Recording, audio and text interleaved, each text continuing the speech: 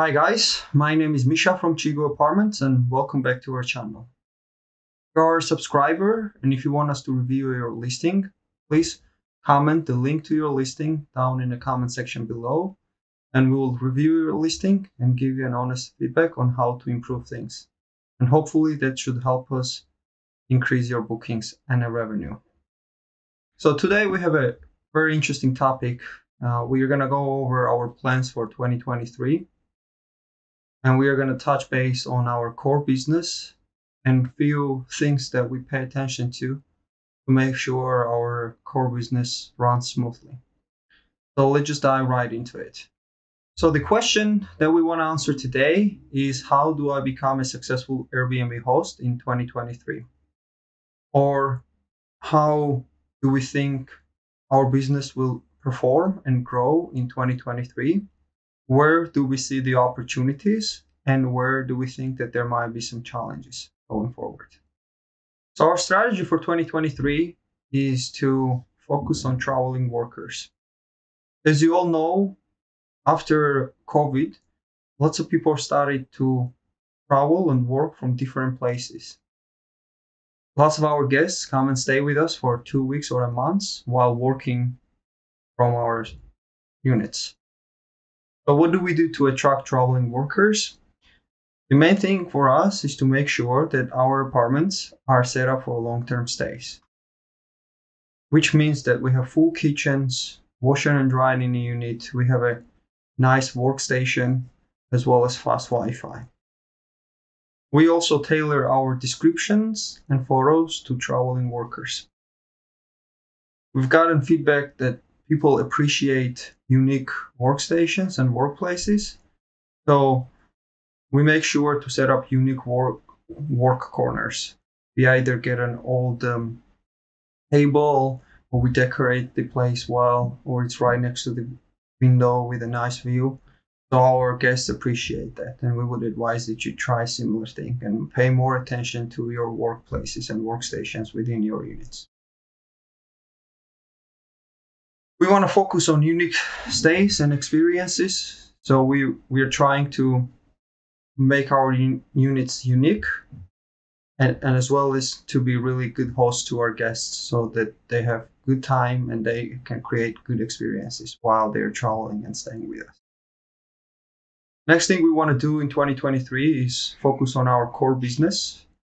We basically want to make sure that we deliver the best quality service to our clients, make sure they're happy, as well as keeping our employees happy and motivated. Really important to not keep a track of your core business as you're trying new things. And lastly, one new thing that we want to try for next year that we have not done in the past is to pick up an unit in an old town, in an old historic building, and renovate it and see how that works out. This is a plan for us going forward in 2023. Now we want to talk a little bit more about our core business and 4 driving forces for our core business. The first one is obviously the rental units. That's probably most important part of the business. Some might argue otherwise, but it's really hard to drastically change your rental unit. Lots of the hosts don't even have a freedom to try and pick up a new unit. They already have existing family homes. So it's always a big advantage if you have a good rental unit. Then Airbnb listing. This is very important, but yet you can always improve it. Matter of fact, you should always keep improving your Airbnb listing. The next thing that drives our success is the turnover, cleaning, and maintenance. We want to make sure that our operations go as smooth as possible going forward into next year. And lastly, we want to focus on our guests, make sure we are good hosts and we get good reviews. So let's talk about rental units. If you have an ability to choose a rental unit, I would keep these things in mind. This is what we look at when we are picking new rental units. First is location. If the unit is located in an old town or near the center or near the transportation hub like a subway or some bus station or rail station, that's a big plus. The second one is the view. For us, as a travelers personally, I enjoy booking Airbnbs with a good view, and I think that it's a great selling point. So we always try to pick apartments that have a good view. Third thing is balcony. We love balconies, so we try to pick the places that have balconies. Especially if it's a city apartment with a nice balcony or a seaside apartment with a nice balcony, that makes a big difference. Also, it's a added bonus in case if your guests are smokers, because they can smoke on the balcony. And lastly, we want to pay attention to the design and colors. And design to us breaks down into two pieces: functional design and visual design.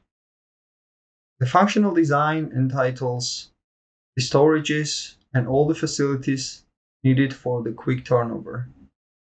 If you're picking multiple apartments in the same building, we make sure that we have storage and the place to put washer and dryer just in case. This helps our cleaning and maintenance crew. And the second one, which is just as important, is the visual design. And this is our selling point. This helps us attract the customers. And for this, we try to make our apartments minimalistic, modern, and colorful. We love colorful furniture like sofa, curtains, and lots of pictures on the wall. We've gotten good feedback from our guests and they appreciate our design. It also looks really nice in photos. So also, you want to be mindful of different categories of apartments when you're picking a unit. In simple terms, we break it into three pieces: cheap, affordable, and luxury. You almost never want to operate in a cheap segment because the guests that you get, they're probably the worst quality guests, so they really damage your apartments. Luxury is pricey to get into, and your quality of service needs to be really high. And there's a limited number of guests, so the demand is really low. There are lots of Airbnb hosts that operate in a luxury space. If you look at Shorter Rental University, Richard has fully moved on into extra luxury space where he charges multiple thousands of dollars per day per apartment. But for us, we want to operate within the affordable space. So borderline luxury. So we want to charge high above the market, but yet it has to be affordable for the customers. So there is enough demand to fill in our calendar. And we all obviously adjust our pricing using our pricing strategies, which we discuss in details in our videos. And then the next thing is Airbnb listing. And here we have listed three pillars of our Airbnb listing, which are photos, reviews, and the price. We talk about these three pillars and much more in our videos. We have a playlist called Airbnb Listing Guide. It has 9 videos in it, so we would advise you to check out each and every one of those videos. After you watch those videos, your listing should be 5-star. In itself, the listing will be great. Watch those videos and those should have all the information that you need to set up your listing from the beginning to the end. Turnover and cleaning and maintenance. When we talk about turnover and cleaning and maintenance, it comes down to the people and the team. So it's important to choose your cleaning crew and maintenance crew properly and to motivate them financially or otherwise. So while choosing cleaning crew, we always want to look for the people who are highly motivated, who pay attention to details, who have basic knowledge of English. This applies to the hosts that operate outside of English-speaking countries. You need to make sure that your cleaning crew speaks at least basic English. It really helps with the process, just in case if you need them to do something extra for you. And it's also beneficial if they have some basic knowledge of technology. so they can use a smartphone, so that they can take pictures in case they need to document anything and things like that. It's usually expensive to hire experienced cleaners, so we would advise you to hire beginner cleaners and educate them. Obviously, for this, you need to know how to professionally clean your units. We'll talk about the cleaning crew later on, but that would be our basic advice: to hire new people, maybe get the cleaners who don't operate within the travel industry and offer them better wage and use them to help you turn over your units. Lots of times we also need a maintenance personnel. In case if your building is maintained by a management company, then you don't need to worry about this. But if you have your own apartment that you need to maintain yourself, especially if it's an old apartment and things tend to break, you need a maintenance person. It's really hard and expensive to have a maintenance crew on the call at all times. So for us, what has worked really well is to find a handyman nearby the units. We usually find some older retired gentleman who's a handyman and who can fix things.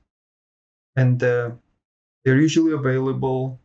They don't charge too much and they're happy to help us out. If you get lucky and find a handyman like that, that's the ideal scenario. And we've done this in the past and it has worked the best for us. Otherwise, try to aim at the units which are maintained by the management company. And lastly, hosting our guests and getting the good reviews. At the end of the day, you need to enjoy being a host and you need to enjoy interacting with the guests. Your focus should be to help your guests create some great memories, create comfort for them, and always have a positive attitude towards your guests. Always be helpful and accommodating. Also, it's very important to listen to feedback from your guests and improve your service based on the feedback. We've gotten great feedback over the years from our guests, and we have made great improvements to our listings based on the feedback that we got. For example, our guests would ask us for workstations. So we have workstations and workspaces set up in all of our units. We've asked for full-size mirrors. We have mirrors in all of our apartments. They have asked us for blackout curtains. All of our apartments come with the blackout curtains and things like that. Feedback that you get, it's an opportunity to improve your listings going forward. It also helps you minimize your problems going forward, which ultimately leads into you getting more 5-star reviews and just better reviews overall. Read every single one of the reviews carefully and take the feedback out of them. Also reply to all of the reviews. Take time once a month to reply all the reviews that you get on your Airbnb. It looks good. And lastly, one thing that we wanted to mention that sometimes we struggle ourselves is to concentrate on the positive. If the guests don't behave well and they really piss you off, make sure to concentrate on the good things and positives that prior guests have said and done for you. Otherwise, it will be really hard to go forwards. So always concentrate on the positive and look forwards rather than look backwards. This is all I wanted to say today. Hopefully you find this video beneficial. If you did, please like it. And once again, if you want us to review your listing, write the link to your listing down in the comment section below and we'll review it and we'll give you feedback, which should hopefully help you improve your listings. Thank you for everyone for watching till the end and have a great day. Thanks. Cheers.